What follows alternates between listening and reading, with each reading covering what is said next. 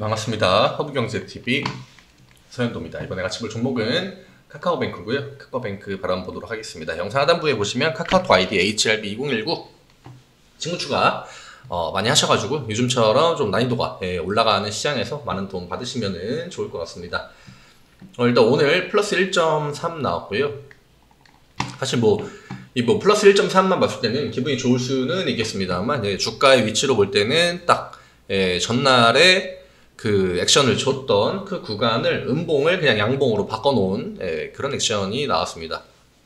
요즘에 뉴스는 많이 나와요. 증권가 리포트 같은 것도 많이 나오고, 근데 리포트는 최근에 카카오 그룹주에 그렇게 막 좋은 리포트가 나오진 않습니다.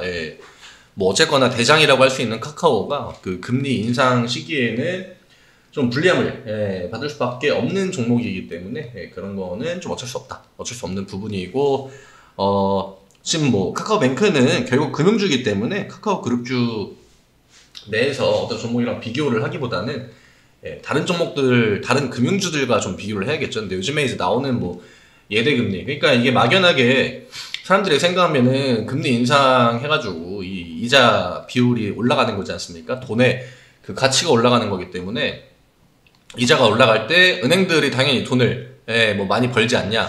그리고 보통 이제 금리 인상기 수혜주로 다 이 금융주를 보잖아요. 근데 막상 오히려 이 주가의 움직임만 보면은 이 금리가 막 이렇게 지금처럼 이러한 속도로 크게 올라갔던 적이 많이 없었거든요.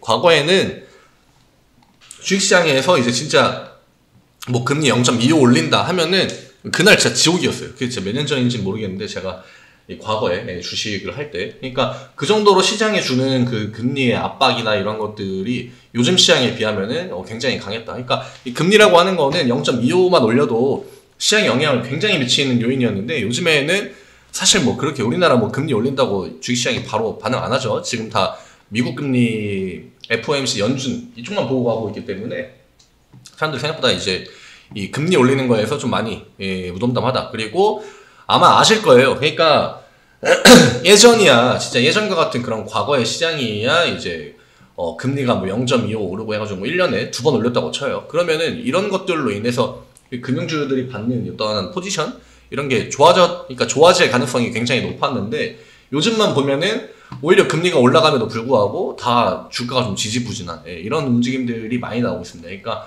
이거 쉽게 막연하게 시장에 너무나 나와져 있는, 그러니까 시장에 너무나 알려져 있는 그런 이슈, 그런 호재, 그런 거는 특히나 이런 금융주처럼 엄청나게 무거운데 안에 이 종목 안을 들여다보면은 그 기업의 이제 사업 사이클이나 이런 것들이 굉장히 다 밀접한 연관이 있고 복잡하고, 이런 종목들일수록 그렇게 쉬운 한 가지 이슈, 모멘텀만으로 쉽게 잘 올라가진 않습니다. 이게 굳이 카카오라서 그런 게 아니라, 카카오뱅크 뿐만이 아니라 다른 종목들도 대부분 다 그런 움직임을 보인다. 그러니까 아마 뉴스 같은 거에서 금리 계속 올라간다 해가지고 이제 금리 인상 수혜주에서 당연히 이런 은행주를 먼저 다이렉트 연결되어 있는 밀접한 연관이 있는 종목군이니까 그런 것들을 추천을 굉장히 많이 했거든요. 뉴스에도 많이 나왔고. 근데 오히려 주식시장은 그런 걸 따라가면은 수익이 잘 안 납니다.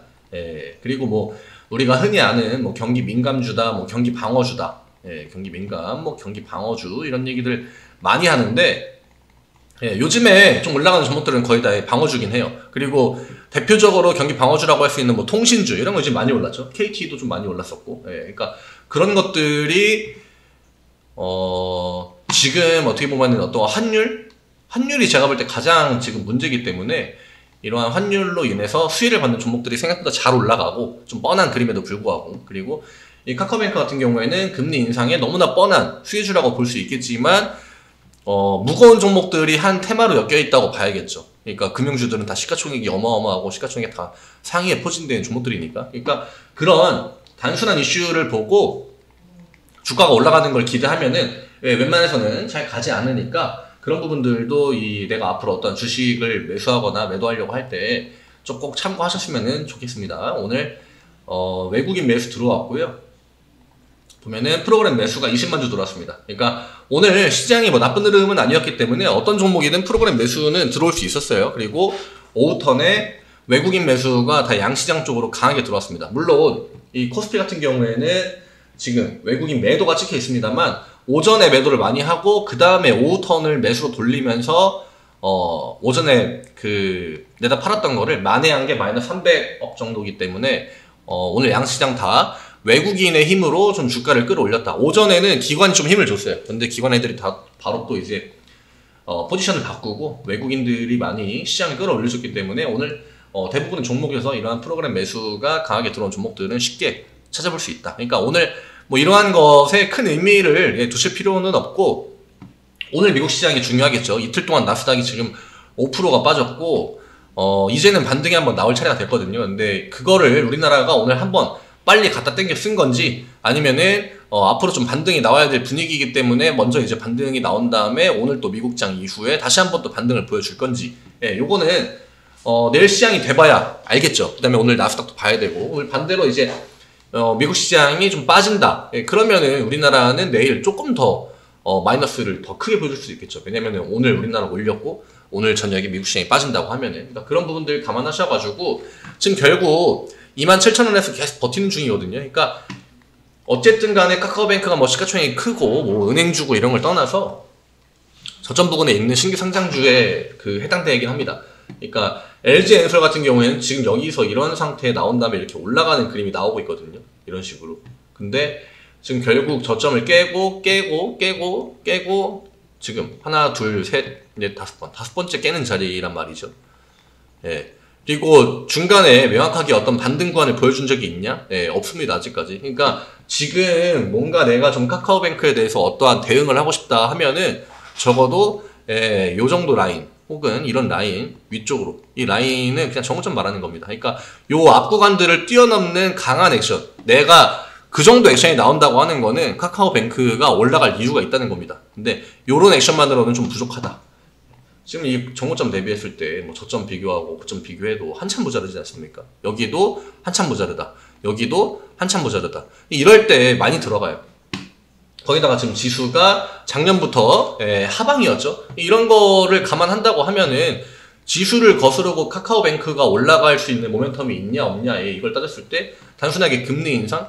근데 금리 인상 같은 경우는 시장에서 잘 먹히는 재료가 아니다. 이런 거를 좀 생각하셔야 될 것 같아요. 결국 지금 제가 이것도 늘 반복해서 말씀드리지만 지금 당장 올라갈 수 있는 모멘텀이라고 하면은 뭐 그건 당연히 제가 어떻게 생각하는 기관이랑 외국인들이 어떤 포지션을 잡아주느냐가 가장 중요하겠습니다만, 다른 금융주들이 일단 올라가야 됩니다.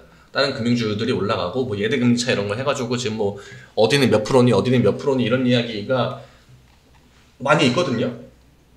근데 이거는 누구한테 돈을 빌려줬느냐에 따라서 좀 차이가 있을 수 있어요. 그러니까 신용도가 낮은 사람은 아무래도 그러니까 이자를 좀 더 높게 받을 수밖에 없고, 또 신용도가 좋은 사람은 이자를 낮게 받을 수 있겠죠. 그만큼 신용도가 보장이 되니까 갚을 거라는. 근데 이제 아무래도 메인 은행들은 다 이제 예대금리차가 좀 적은 수준이고, 적다고 하는 건 그러니까 그러니까 예금 금리랑 대출 금리의 차이를 보여주는 건데, 뭐 그렇다고 이 전북은행이나 뭐 토스뱅크가 무작정 뭐 나쁘다고 하긴 그렇죠. 토스뱅크가 아무래도 신용도 낮은 사람들한테 돈을 많이 좀 초반에 빌려줬기 때문에 그런 부분들 때문에 이렇게 반영이 된 것 같고, 카카오뱅크는 K뱅크랑 좀 비슷한 수준입니다.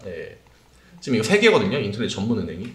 그러니까 뭐 토스뱅크야 뭐 명확한 차이가 있지만 뭐 K뱅크도 뭐 카카오뱅크도 토스뱅크도 전부 다 지금 주식시장에 관련주들이 있지 않습니까? 그런 것들 한번 확인해가지고 같이 좀 올라가 주는지. 근데 제 예상에는 그냥 금융주들이 뭐 이런 진짜 이 사이드 종목들 빼고 이 메인이랑 인터넷 요거를 이렇게 묶는다고 하면은 비슷한 포지션을 보이지 않을까 생각을 해요. 왜냐면 은행주들이 올라갈 때 그러면 내려올 때 갖다 붙이는 이슈들은 거의 다 뻔하거든요. 진짜 뭐 악재가 터지지 않는 이상, 이런 식으로 뭐 블럭딜 악재 같은 게 나오지 않는 이상은 금융주들이랑 포지션을 비슷하게 가져갈 거로 예상이 되기 때문에 금융주들에 관련된 뉴스나 혹은 다른 금융주들의 포지션, 연말이기 때문에 고배당 노리는 외국인 기관들의 매수세를 기다리고, 금융주의 시야, 뷰, 관점, 외국인들과 기관들이 금융주를 바라보는 그 관점이 좋아진다고 하면은 그때부터는 카카오뱅크도 슬금슬금 돈이 들어오지 않을까.